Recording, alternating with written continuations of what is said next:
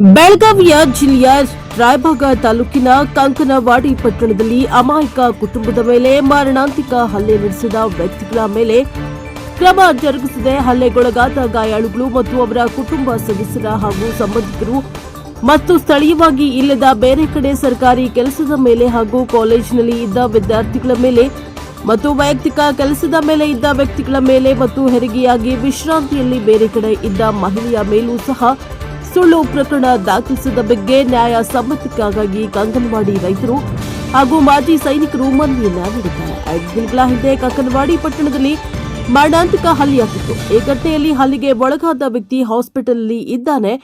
ಈ ಹಲ್ಲೆ ಮಾಡಿರುವ ವ್ಯಕ್ತಿಗಳ ಮೇಲೆ ಯಾವುದೇ ಕಾನೂನು ಕ್ರಮ ಜರುಗಿಸಿಲ್ಲ. ಹಲ್ಲೆ ಮಾಡಿರುವ ವ್ಯಕ್ತಿಗಳು ಗೂಂಡಾ ವರ್ತನೆ ಮಾಡಿಕೊಂಡು ಕಂಕನವಾಡಿ ಪಟ್ಟಣದಲ್ಲಿ ಓಡಾಡ್ತಾ ಇದ್ದಾರೆ. ಈ ಘಟನೆ ನಡೆದ 2 ಗಂಟೆಗೆ ಪೊಲೀಸ್ ಸ್ಟೇಷನ್ಗೆ ಹಾಗೂ 112ಗೆ ಕರೆ ಮಾಡಿದರೂ ಕೂಡ ಆರೋಪಿಗಳ ವಿರುದ್ಧ ಯಾವುದೇ ಕ್ರಮ ಕೈಗೊಂಡಿಲ್ಲ ಎಂದು ಲಕ್ಷ್ಮಣ ದಂಡಾಪುರಿಯವರು ಪೊಲೀಸರ ವಿರುದ್ಧ ತಮ್ಮ ಆಕ್ರೋಶವನ್ನು ಹೊರಹಾಕಿದ್ದಾರೆ.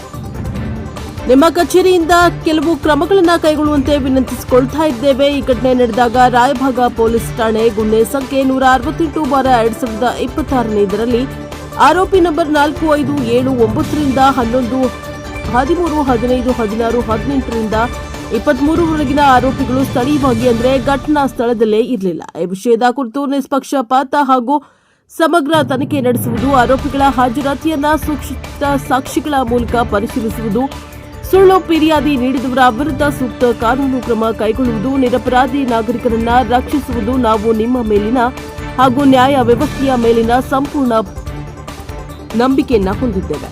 ನಿಮ್ಮ ಮಾರ್ಗದರ್ಶನದಲ್ಲಿ ಸತ್ಯ ಹೊರಬಂದು ನ್ಯಾಯ ಸಿಗುತ್ತದೆ ಎಂದು ನಾವು ನಂಬಿದ್ದೇವೆ. ಈ ವಿಷಯವನ್ನ ಶೀಘ್ರ ಗತಿಯಲ್ಲಿ ಪರಿಶೀಲಿಸಿ ನಮ್ಮ ಗ್ರಾಮದಲ್ಲಿ ಶಾಂತಿ ಮತ್ತು ವಿಶ್ವಾಸವನ್ನ ಪುನಃ ಸ್ಥಾಪಿಸಲು ಸಹಕರಿಸಬೇಕಾಗಿದೆ ಎಂದು ರೈತ ಮುಖಂಡರು ವಿನಂತಿಯನ್ನ ಮಾಡಿಕೊಂಡಿದ್ದಾರೆ.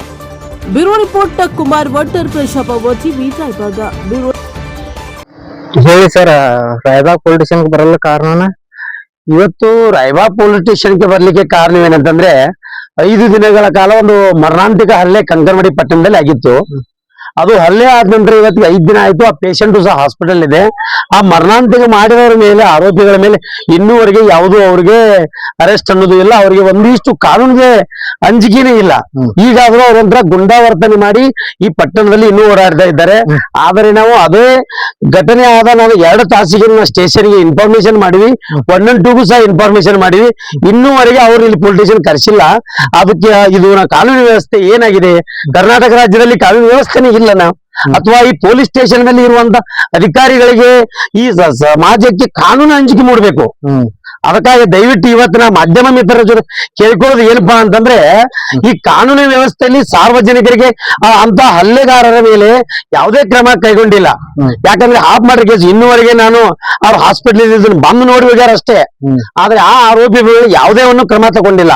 ಆ ಹಿಂದೆ ಯಾವುದೇ ಒಂದು ದೊಡ್ಡ ವ್ಯಕ್ತಿಗಳ ಕೈವಾಡ ಇದ್ದ ಕಾರಣಕ್ಕಾಗಿ ಈ ಪೊಲೀಸ್ ಸ್ಟೇಷನ್ ಯಾವುದೇ ಒಂದು ರಾಜಕೀಯ ವ್ಯವಸ್ಥೆಯಲ್ಲಿ ನಡೀತೈತೇನೋ, ಪ್ರಜಾಪ್ರಭುತ್ವ ಐತೋ ಇಲ್ಲೋ ಅಂತ ಹೇಳಿ ನಾ ಇವತ್ತು ಕರ್ನಾಟಕ ರಾಜ್ಯಕ್ಕೆ ಮತ್ತು ನಾ ರಾಯಬಾಗ್ ಪೊಲೀಸ್ ಸ್ಟೇಷನ್ ಕೇಳಕ್ ಇಷ್ಟಪಡ್ತೀನಿ. ಅಥವಾ ಕಾನೂನಲ್ಲಿ ಮಾಡೋರು ಈ ತರ ಮಾಡಬಾರ್ದು.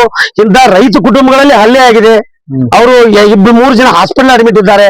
ಆ ಮಾಡಿದಂತ ಹಲ್ಲೆ ಏನ್ ಆರೋಪಿಗಳದಾರಲ್ಲ ಅವ್ರು ಬಿಂದಾಸ್ ಈಗಾದ್ರೂ ಊರಲ್ಲಿ ಅಡ್ಡಾಡ್ತಾರ ಅಂತಂದ್ರೆ ಅವ್ರಿಗೆ ಕಾನೂನು ವ್ಯವಸ್ಥೆ ಇಲ್ಲ ಅಂತ ಹೇಳಿ ಇವತ್ತು ನಾನು ರಾಯಬಾಗ್ ಪೊಲೀಸ್ ಸ್ಟೇಷನ್ ಬಂದು ಮನವಿಯನ್ನು ಸಹ ಕೊಟ್ಟಿದ್ದೀವಿ. ಈಗ 5 ದಿನಗಳ ಕಾಲ ಯಾವುದೇ ಕಾನೂನು ವ್ಯವಸ್ಥೆ ಆಗಿಲ್ಲ. ಅದಕ್ಕಾಗಿ ದಯವಿಟ್ಟು ಇನ್ನೂ ಆದ್ರೂ ನಾನು ರಾಯಬಾಗ್ PSI ಸಾಹೇಬರಾಗ್ಲಿ ಅಥವಾ ಯಾವುದೇ ಒಂದು ಜಿಲ್ಲಾ ಮಟ್ಟದ SP ಸಾಹೇಬ್ರಿಗೆ ಮನವಿ ಮಾಡ್ಕೊತೀನಿ, ಇದು ಕಾನೂನು ವ್ಯವಸ್ಥೆ ಇರ್ಲಿ ಅಂತ ಹೇಳಿ. ಯಾಕಂದ್ರೆ ಸಾರ್ವಜನಿಕರಿಗೆ ನ್ಯಾಯ ಸಿಗಬೇಕು, ಬಡಬಗ್ಗರಿಗೆ ನ್ಯಾಯ ಸಿಗಬೇಕು ಅಂತ ಹೇಳಿ ತಮ್ಮಲ್ಲಿ ವಿನಂತಿಸ್ತೇನೆ. ತಮ್ಮ ಹೆಸರು? ನಮ್ಮ ಹೆಸರು ಮಾಜಿ ಸೈನಿಕರು ಲಕ್ಷ್ಮಣ ಸಿದ್ದಪ್ಪ ದಂಡಾಪುರೆ, ಸಾಕಿನ ಕಂಕನವಾಡಿ. ನಾವು ಬೆಳಗಾವಿಯಲ್ಲಿ ಇರ್ತೀವಿ.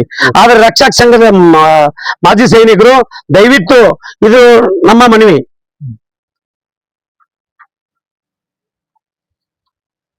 ಇನ್ನೊಂದು ವಿಷಯ ಇತ್ತು. ಇನ್ನೊಂದು ವಿಶೇಷ ಏನಪ್ಪಾ ಅಂತಂದ್ರೆ, ಏನ್ ಹಾಫ್ ಮರ್ಡರ್ ಕೇಸ್ ಮಾಡ್ಯಾರ ಅಂತ ಅವನ ಮಗ ಜಮ್ಮು ಕಾಶ್ಮೀರದಲ್ಲಿ ಒಂದು ನೌಕರಿ ಮಾಡ್ತಾನ. ಆ ಹುಡುಗನ ಮೇಲೆ FRI ಮಾಡಿದ್ದಾರೆ ಇವರು. ಆ ಹುಡುಗನ ಹೆಸರು ಬರೀತಾರ. ಅವರು ನ್ಯಾಯವಾದ ಸ್ಥಳದಲ್ಲಿ ಅಮಾಯಕರ ಮೇಲೆ ಕೇಸ್ ಆಗ್ಲಿ, 10-15 ಜನ ತಮ್ಮ ನೌಕರಿ, ತಮ್ಮ ಉಪಜೀವನಕ್ಕಾಗಿ ಹೊರ ರಾಜ್ಯಗಳಲ್ಲಿ ನಿಲ್ಲಿಸ್ತಾ ಇದ್ದಾರೆ. ಅವ್ರದ್ದು ಸಹ ಇವತ್ತು FRI ಹೆಸರು ಹಾಕ್ತಾರ ಅಂತಂದ್ರೆ ಇದು ಎಲ್ಲಿದೆ ಕಾನೂನು ವ್ಯವಸ್ಥೆ ಅಂತ ಕೇಳಕ್ಕೆ ನಾವು ಇಷ್ಟಪಡ್ತೀವಿ.